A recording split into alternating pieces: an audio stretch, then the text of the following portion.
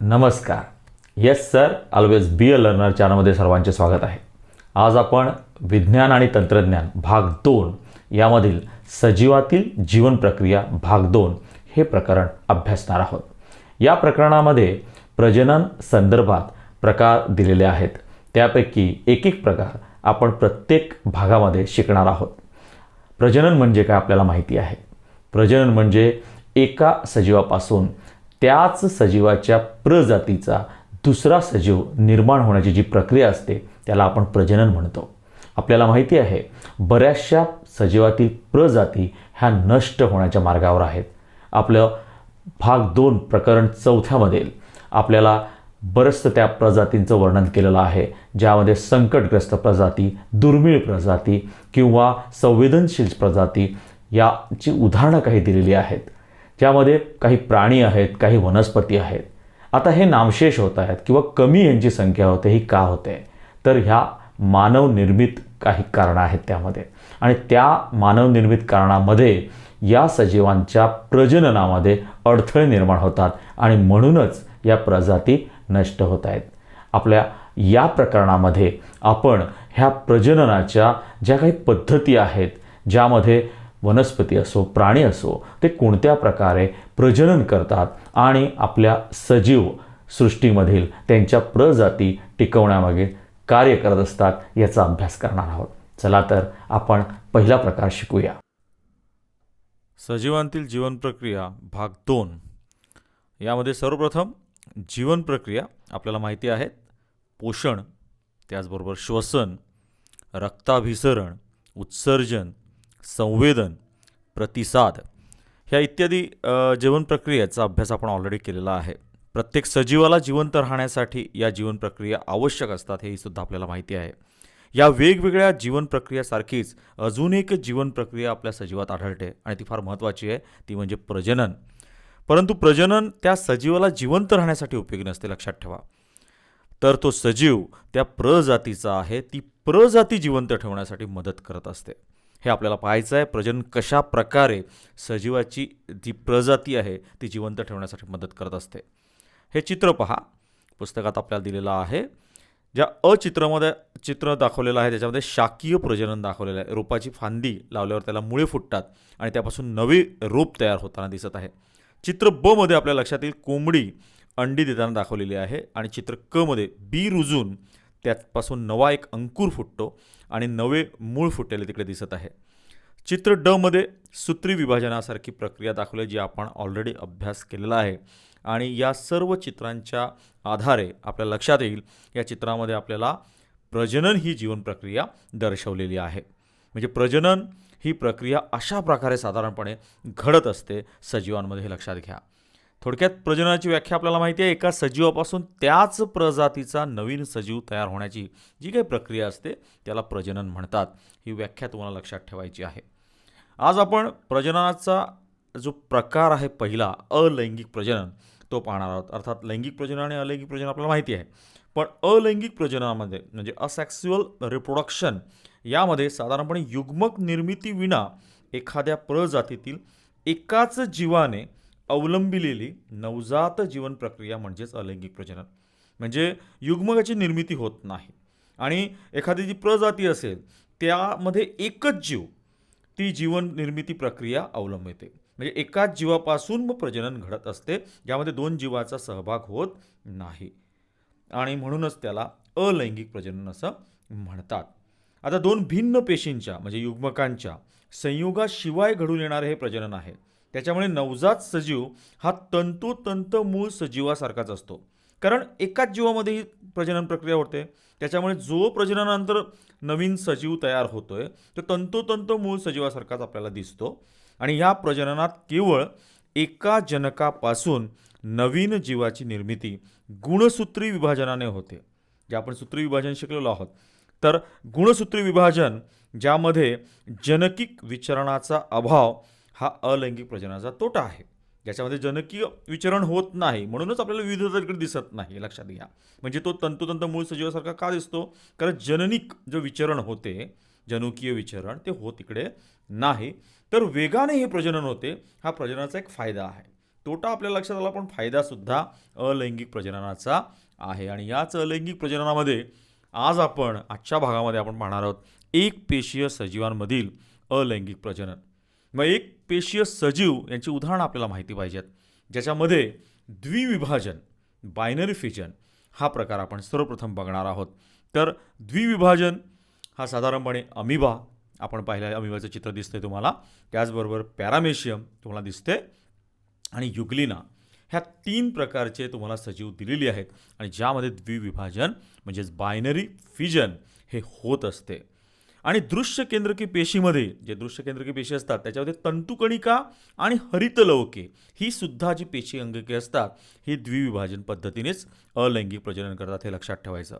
आणि या प्रकारात जनक पेशीचे 2 समान भागात विभाजन होते आणि 2 नवजात पेशी तयार होतात. आणि सदर विभाजन म्हणजे जे काही विभाजन हे होते हे मायटोसिस म्हणजे सूत्री विभाजन किंवा अमायटोसिस म्हणजे असूत्री विभाजन पद्धतीने होत असते. आता आपण त्याची ही जी सजीव बघितलेली आहेत या सजीवाचं ॲक्च्युअल द्विविभाजन कसं होते ते आपण पाहूया. प्रथम आपल्याला साधे विभाजन जे अमिबामध्ये घडते तो प्रकार कशा प्रकारे होतो बघूया. कारण आपल्याला माहिती आहे अमिबाला विशिष्ट आकार नसतो. हे अमिबाचं चित्र म्हणजे ही आकार दाखवलेला आहे बघा, त्याचा आकार अनियमित असतो, तो आकार परफेक्ट नसतो आणि त्यामुळे तो कोणत्याही अक्षातून विभाजित होतो. कोणत्याही अक्षातून असं पर्टिक्युलर अक्ष नाही, त्याच्यामुळे त्याचं विभाजन होताना ही दुसरी स्टेप बघा थोडासा लांबसर झालेला आहे आणि मधलं जो केंद्रक आहे त्याचं विभाजन आपल्याला झालेलं दिसतंय. तिसऱ्या आकृतीमध्ये आणखी त्याची खास तिकडे वाढत आहे आणि ते विभाजन दिसते आणि मग शेवटी ह्या 2 नवीन अमिबा म्हणजे नवजात अमिबा तयार झालेले दिसत आहेत. असा साधे पद्धतीने हे विभाजन द्विविभाजन म्हणजे 2 भागात विभाजन होते म्हणून त्याला साधे द्विविभाजन अमिबामधलं म्हणतात. हे लक्षात आलं असेल तुम्हाला. आता आडवे द्विविभाजन आहे म्हणजे 2 भागात विभाजन होते ते पॅरामेशियम होते, आडव्या प्रकारे होते. तर एखादा पॅरामेशियमची आकृती बघा आपल्याला माहिती आहे. आता पॅरामेशियम अशा प्रकारे थोड्या दुसऱ्या टप्प्यामध्ये त्याचं तुम्हाला विभाजन लक्षात येत असेल. अंतर्भागात बघा थोडेसे 2 भाग तिकडे खाच पडलेली दिसते तुम्हाला. त्यानंतर पर्टिक्युलर आता आपल्याला 2 पॅरामेशियमच्या जे काही पेशी अंगके आहेत ही विभागलेली आपल्याला दिसत आहेत तिसऱ्या आकृतीमध्ये. आणि चौथ्या आकृतीमध्ये ते दोनही अलग होत आहेत. मात्र हे दोनही यांचं विभाजन जे होते हे आडव्या पद्धतीने होते आणि म्हणून त्याला आडवे द्विविभाजन असं म्हणतात. हा पॅरामेशियममध्ये प्रकार घडत असतो. त्याचबरोबर युग्लिना आपल्याला लक्षात येईल. हे पुन्हा एक पॅरामेशियमचे चित्र पूर्ण दाखवलेलं आहे ज्या पद्धतीने विभाजन झालेलं आहे तसं. आता उभे द्विविभाजन जे आहे ते युग्लिनामध्ये घडते. आता युग्लिनामध्ये विभाजन जे उभं घडते तेव्हा पहिली स्टेप बघा. पहिल्या आकृतीमध्ये तुम्हाला दिसते की तिकडे 2 भाग तयार होण्याची प्रोसेस उभ्या पद्धतीने सुरुवात होते. दुसऱ्या आकृतीमध्ये तुम्हाला आणखी लक्षात येईल मधल्या केंद्रकाचे 2 पूर्ण भागात विभाजन झालेलं आहे आणि वरती जे 2 तंतू दिसत आहेत तिथे सुद्धा विभाजन होण्यास सुरुवात झालेली आहे. त्याचबरोबर हे पर्टिक्युलर पूर्णतः म्हणजे जवळपास 90% ते विभाजित झाल्यामुळे तर खालच्या बाजूला थोडंसं जॉईंट दिसलेलं आहे आणि नंतरच्या भागामध्ये ते पूर्ण आपल्याला लक्षात येते 2 नवजात युग्लिना तयार झालेल्या आहेत. उभ्या पद्धतीने होते म्हणून त्याला म्हणतात उभे द्विविभाजन. तुम्हाला फक्त लक्षात ठेवायचं आहे अमिबाचं विभाजन साधे द्विविभाजन होते, पॅरामेशियम आडवे द्विविभाजन, युग्लिना उभे द्विविभाजन. आणि ह्या आकृत्या लक्षात ठेवायच्या आहेत. म्हणजे जर तुम्हाला एखादा आकृतीवरचा प्रश्न आला तर त्या प्रश्नावरून तुम्हाला ओळखता आलं पाहिजे जो आकृतीत दाखवलेला सजीव आहे तो कोणता आहे आणि कोणत्या प्रकारचं हे द्विविभाजन होते हे सांगितलं म्हणजे तेवढं तुम्हाला मार्क मिळून जाणार. सजीवांमधील जे द्विविभाजन होते हे शक्यतो अनुकूल परिस्थिती म्हणजे मुबलक अन्न असेल तेव्हाच अवलंबून जाते. हे पण हा मुद्दा फार महत्त्वाचा आहे. जेव्हा मुबलक प्रमाणात ह्या सजीवांना अन्न तिकडे त्यांच्या पेशीमध्ये असते अमिबा असो पॅरामेशियम असो युग्लिना तेव्हाच हे द्विविभाजन होते हे लक्षात ठेवा. आणि प्रतिकूल जर परिस्थिती असेल तर काय होते ते पुढच्या स्लाईडमध्ये तुम्हाला लक्षात येईल. दुसरा प्रकार दाखवलेला एक पेशीय सजीवांमधील अलैंगिक प्रजननामध्ये बहुविभाजन मल्टिपल फिजन आणि हे विभाजनासाठी उदाहरण त्यांनी घेतलेलं आहे अमिबाचं. अमिबामध्ये ज्या वेळेला अमिबा किंवा एखादा एकपेशीय आदिजीव अशा प्रकारचा अमिबासारखा जेव्हा प्रतिकूल वातावरण असते म्हणजे अपुरे अन्न असेल किंवा एखादी प्रतिकूल परिस्थिती तयार होत असेल त्या वातावरणामध्ये बहुविभाजन म्हणजे ही जी बहुविभाजन पद्धती आहे त्याप्रमाणे अलैंगिक प्रजनन करतात. आणि अशा वेळी अमिबा छद्मपात तयार करत नाही. जसं आपण आधीच्या आकृतीमध्ये बघितलं अमिबाचं द्विविभाजन साधे पद्धतीने, तिकडे छद्मपात तयार झालेले दिसतात, पण इथे तो छद्मपात तयार करत नाही आणि हालचाल पूर्णतः थांबवतो. हा जनक अमिबा दाखवलेला आहे आणि तो हालचाल पूर्ण थांबवतो आणि गोलाकार होतो. दुसऱ्या स्टेपला तुम्हाला लक्षात येईल जो गोलाकार झालेला आहे अमिबा त्या पेशी पटलाभोवती कठीण आणि संरक्षक कवच तयार झालेलं दिसतंय निळ्या रंगामध्ये. आणि अशा कवचबद्ध अमिबाला किंवा कोणत्याही एकपेशीय सजीवाला अशा प्रकारचं जे बहुविभाजन करतो त्याला पुटी असं म्हणतात. या अवस्थेला पुटी असं म्हणतात, सिस्ट असं इंग्रजीमध्ये म्हटलेलं आहे. आणि तिसऱ्या स्टेपमध्ये, तिसऱ्या आकृतीमध्ये तुम्हाला लक्षात येईल ज्यामध्ये अमिबा हा पुटीमध्येच पहिल्यांदा केंद्रकाचे अनेक वेळा सूत्रविभाजन होते आणि त्यापासून अनेक केंद्रके आपल्याला तयार झालेली आहेत.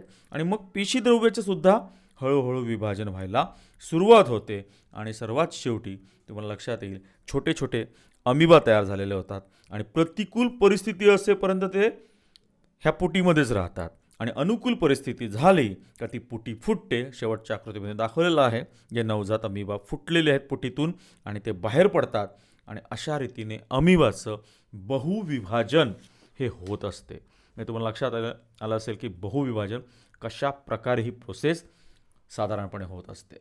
नेक्स्ट आपल्याला बघायचा आहे एकपेशीय सजीवामधील अलैंगिक प्रजननाचा तिसरा प्रकार जो आहे कलिकायन म्हणजे बडिंग. आणि कलिकायन हा साधारणपणे हा अशा प्रकारे होतो. चित्र दाखवलेलं आहे बघा. कलिकायन हे किण्व पेशी मध्ये कलिकायनलाच एक दुसरा शब्द मुकुलायन सुद्धा कदाचित परीक्षेला विचारला तर तुम्हाला लक्षात आला पाहिजे. कलिकायन पण म्हणतात त्याला किंवा मुकुलायन पण म्हणतात, ज्याच्यामध्ये अनेक किण्व पेशींना एक एक छोटी कलिका तुम्हाला दिसेल.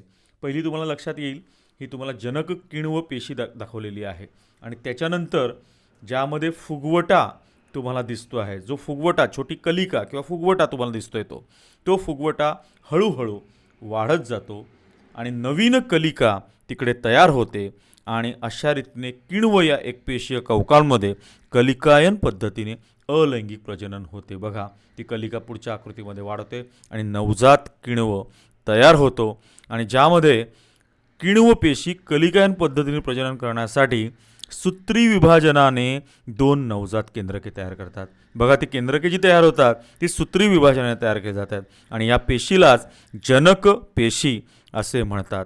आणि या जनक पेशीला बघा जो तिसऱ्या आकृतीमध्ये जो फुगवटा दाखवलेला आहे बघा तो बारीकसा फुगवटा होतो आणि त्या फुगवटालाच कलिका असं म्हणतात, हे लक्षात ठेवायचं.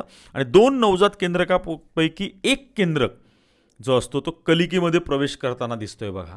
जे तिसऱ्या आकृतीमध्ये ते एक केंद्रक त्याच्यामध्ये कलिकेमध्ये प्रवेश करतो आणि कलिकेची योग्य वाढ झाली का ती जनक पेशीपासून वेगळी होते. म्हणजे शेवटच्या आकृतीमध्ये तुम्हाला त्या चिकटलेल्या जरी दिसत आहेत कलिका, एकापेक्षा जास्त कलिका दिसत आहेत, पण त्या हळूहळू योग्य वाढ झाल्यानंतर ती जनक पेशीपासून वेगळी होत असते आणि स्वतंत्र नवजात किण्व पेशी म्हणून ते वाढू लागतात.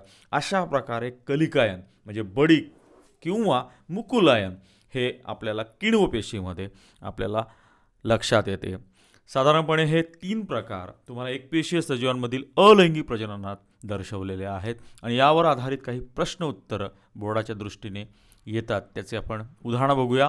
बहुपर्यायी प्रश्न विचारले जाऊ शकतात की उभे द्विविभाजन या प्राण्यामध्ये आढळते, तुम्हाला त्या प्राण्याचं नाव सांगता आलं पाहिजे.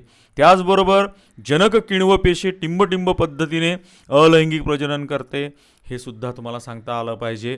त्याचबरोबर तिसरा आडवे द्विभाजन टिंबटिंब या प्राण्यात आढळते. बघा मी ही जरी उदाहरणं म्हणजे प्रश्न जे विचारलेले आहेत ते याच टॉपिकवर विचारले जातील, पण पर्याय मात्र तुम्हाला संपूर्ण प्रकरणातील कोणताही सजीवाचं नाव तिकडे पर्यायामध्ये दिलं जाईल. अचूक पर्याय तुम्हाला निवडता आला पाहिजे.